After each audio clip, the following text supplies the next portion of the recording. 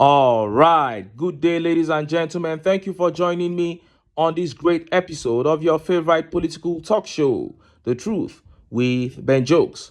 Now, the propaganda and lies of the Tinubu regime continue, and Nigerians remain at the receiving end. Just in a space of 1 week, so many updates showing how this administration has lied to Nigerians have surfaced. Just yesterday, the Punch revealed that local governments have cried out that after 4 months of being granted autonomy by the Supreme Court, the federal government is yet to begin paying their allocations directly into their accounts. It's right there on your screen.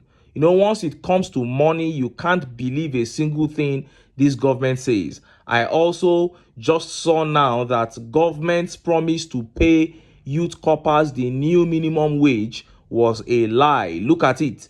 Nigerian corps members have lamented the failure of the federal government to pay the 77,000 naira new allowance as they were promised in September. I have never seen such a deceptive group of people lying to local government chairmen, lying to corps members, lying about the Port Harcourt refinery to all Nigerians. What a disaster. And a few hours ago, chaos broke out in FCT. And of course, you know who is involved. FCT Minister Nyesom WIKE and FCT workers are now at war over unpaid wages. This is the same WIKE who is building castles for judges in Katampe FCT, but to pay FCT workers mbanu. And just as Nigerians were yet reacting to that, a very shocking declaration came out of Aso Rock. That declaration by Tinubu is a direct indication that Nigerians are doomed, because this tyrant seems also to be mentally unstable. Before I show you details of the chaos between Nyesom WIKE and FCT workers and details of that declaration from Aso Rock, let me quickly show you these videos. The first video here shows one of the APC chiefs who gave Tinubu the highest support being drilled on air as he is now crying over Tinubu's failure. See the video. Jesutega, when you say President Tinubu has disappointed you, there are some people who will say, well, serves him right. Because you, as chairman of the media support group, you were one of those persons appearing on television and other platforms telling us that, look, President Tinubu's presidency will change everything. Now, food inflation is over 38%. Well, headline inflation is through the roof. Borrowing cost has gone up. There is hunger in the land, although some states, at the state level, some states are doing well. I think Zulum is focusing on agriculture. The governor of Niger State is focusing on agriculture. The Lagos State governor, I think yesterday, just did something they call the Lagos Central Food Security Systems and Logistics Hub, somewhere in Ekpe. So you see pockets of those things. But there is hunger under the government that you supported. Of course. And instead of you talking about those issues, you are talking about appointments. No, I've equally, to be fair to me, Dr. Abati, I've equally spoken about hunger in the land. Now, why does this topic of hunger embarrass me? It's because this is not the plan. What Achiwaju promised us is that if we help him get to power, he is going to produce food massively to feed Nigerians. We didn't envisage this bizarre, macabre, I would say, comfortability with prices just skyrocketing out of control. I don't know what happened to Achiwaju, seriously. In fact, I've taken to be booking masses. I'm a Catholic, to be booking masses for him. Whatever is happening, let God deliver him from it. I don't understand it. How can you just, you are a president, then prices just keep skyrocketing? If we can reduce the price of fuel, if we can reduce electricity tariff, can't we feed people? Let me tell you something about agriculture, Ruben. You can build, our brother Aliko, he built his refinery for, is it 5 years, or is it 7 years? That's how long it can take to attain a milestone. Do you know how long it takes to grow crops? Sometimes as low as 3 months, 6 months, 1 year. You start harvesting and feeding people. Why is Asiwaju so reluctant to invest massively in agriculture? Let's just reduce the food of price first. Let our people see food to eat. I look like a hungry man. You will like sell the food any amount. My problem will still be appetite. I will still see God will still give me money to feed myself and my family. That's not an issue to me. But people are hungry. And it's a shame, a very big shame, that Asiwaju seems detached from the reality of the majority of Nigeria. Wow, you heard him. That was Jesu Tega Onokpasa, one of the directors of Tinubu's campaign. The man is now confirming that Tinubu needs deliverance. He said he books mass sessions for him. You see, the failure of the Tinubu regime is already a burden on over 95% of those who helped him rig his way into Aso Rock. Next video here shows ex-president Goodluck Jonathan throwing words of encouragement to Governor of Rivers State, Governor Fubara, in his battle against Nyesom WIKE. See the video. Governor Siminalayi Fubara is in a Che local government area dubbed the food basket of Rivers State. The governor has come to attend the 10th anniversary of the coronation of the traditional ruler of Ulakwo Umuselem, Ken Nwala. The event, which coincides with the first Festival of Food, Art and Culture exhibition, also has in attendance a former Nigerian president, Goodluck Jonathan. The gathering also provides Dr. Jonathan the opportunity to offer a word of encouragement to Governor Fubara, who has gone through a lot in the last 18 months. I know you are passing through some challenges. And on occasions like this, I try to keep quiet. I don't like to say certain things. But you're holding, first time you're holding the top political office. We pass through a lot. And just know that nobody becomes a general without fighting wars. So whatever challenges we are meeting now is baking you to be a general in politics. And with your total commitment and the support I've seen from the people of Rivers State, God would surely see you through. He wants Siminalayi Fubara to be left alone to concentrate on his duties as governor of Rivers State. We want a peaceful Rivers State. We want the governor of Rivers State to be allowed to remain calm and do his work. After he finishes serving, another person will take over. Political offices, you have tenured, so you don't need to kill yourself over any political office. Allow those who are there to do their work, and after that, anything can happen. We want a peaceful River State, because River State is the center of the Niger Delta, and I always make it very clear. If we create serious perturbation in River State, we are creating crisis in the Niger Delta, which is not good for our economy as a nation. God has made you the king of River State, and you will continue to grow from there. The Rivers State governor was given the title of DK Ohawan, which means the strong man of Eche land. Governor Fubara says he will continue to do his best to better the lives of Rivers people. He also vows never to betray the trust bestowed on him. I want to assure you your support is well noted, appreciated.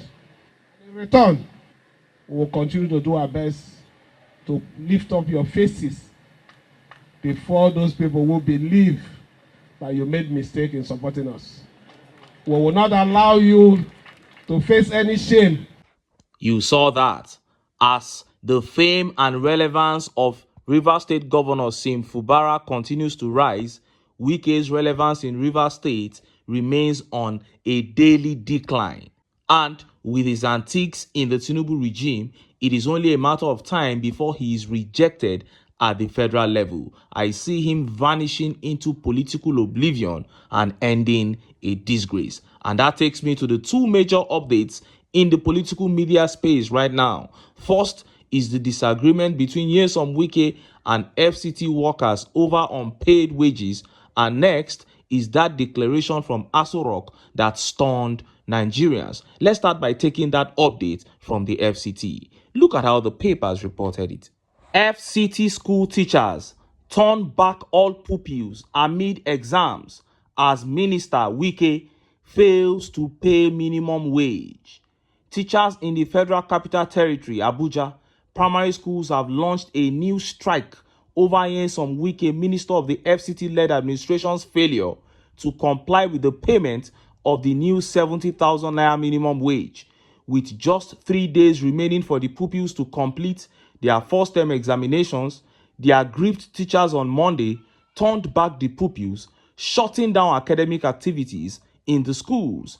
The pupils in the FCT have faced multiple strikes this term, the most recent one beginning on September 18, just 14 days after the term began, and the strike was eventually called off on October 7, leaving students at home for nearly 3 weeks.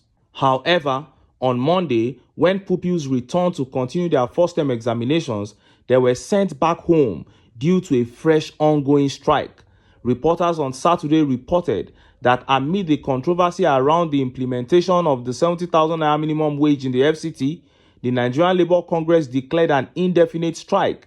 The NLC directed all workers in the Federal Capital Territory and across the 6 area councils of the FCT to embark on indefinite strike action from December 1, 2024 over non-implementation of the 70,000 naira national minimum wage arrears. On Monday, the chairman of the Nigerian Union of Teachers, Kubwa chapter, Comrade Ahmed Baba, said that the strike was prompted by the failure of the area council chairman to pay arrears owed to the teachers. According to Baba, the December 1st deadline set by the NLC for compliance with the new minimum wage had passed, leaving the teachers with no choice but to take action. He also highlighted that the area council still owed teachers the 40,000 naira peculiar allowance and a 35,000 naira wage award that has been outstanding for up to a year. Baba warned that the strike would continue until the teachers' demands were met. There have been controversies over the implementation of the newly approved minimum wage. While some states have promised to start implementation by December 1st, others have failed to make concrete commitments per the NLC. Now, I won't even deny it. I am very happy with this development. I feel sorry for the pupils who had to be turned back home from school, but anything that exposes WIKE's incompetence gives me joy.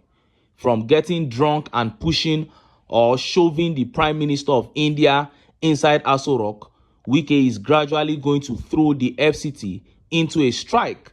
This is a man who is already detested in Tinubu cabinet. Now, he is giving the likes of Gbajabiamila and the rest who call the shots good grounds to sack him. And I hope they do that very soon. Now, let us take that update, that shocking declaration coming from Tinubu. Look at how the papers reported it.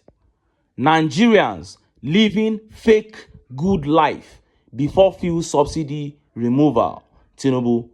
Bola Tinubu has said Nigerians were living a good life that was fake and capable of leading the country into a total economic collapse before his administration came on board to remove the fuel subsidy.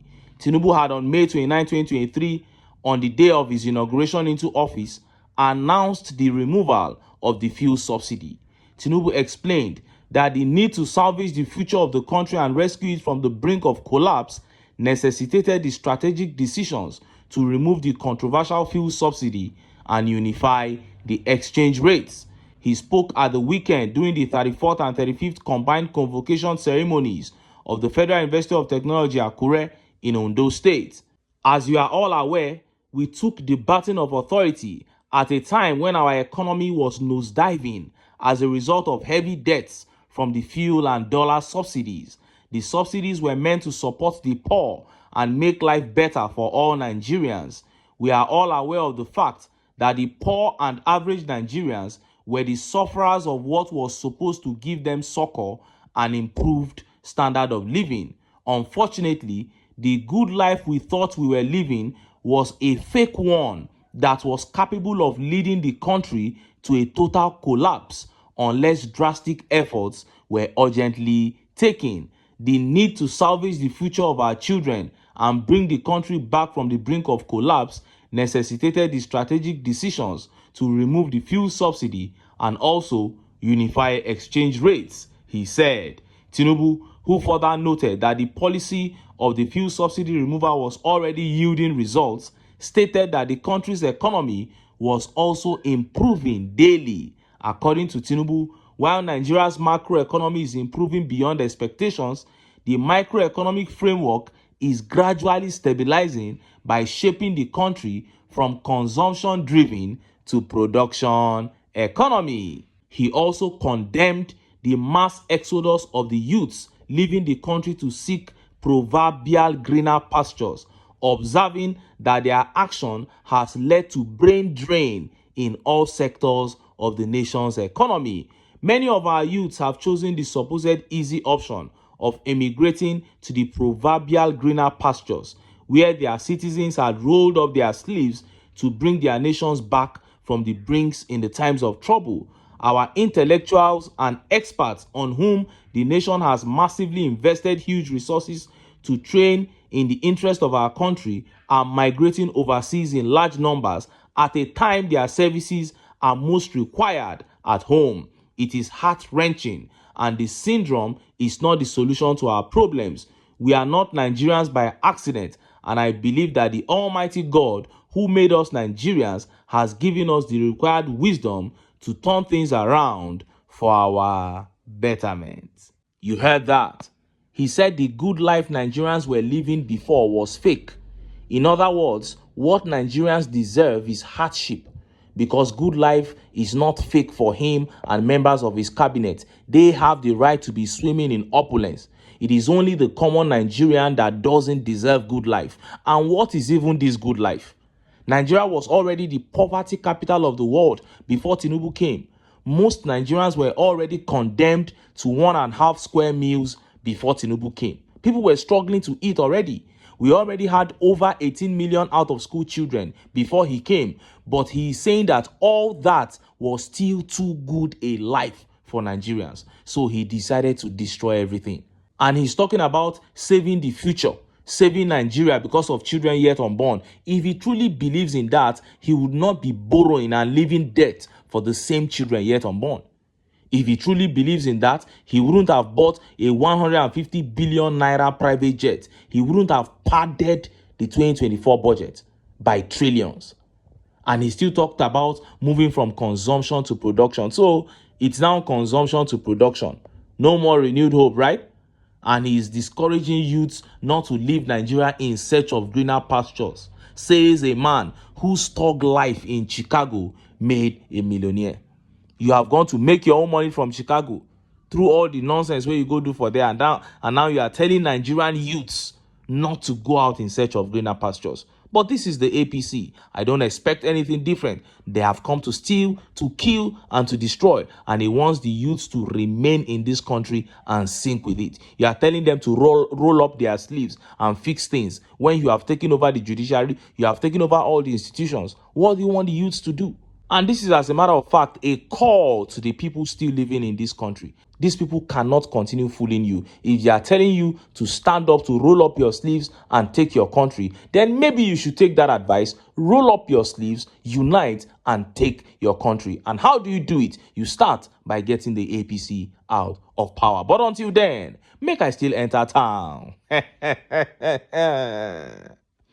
I go get some ogbonge political news wey una go like. Why? Because of una. Now I dey here, so don't go away. Don't go.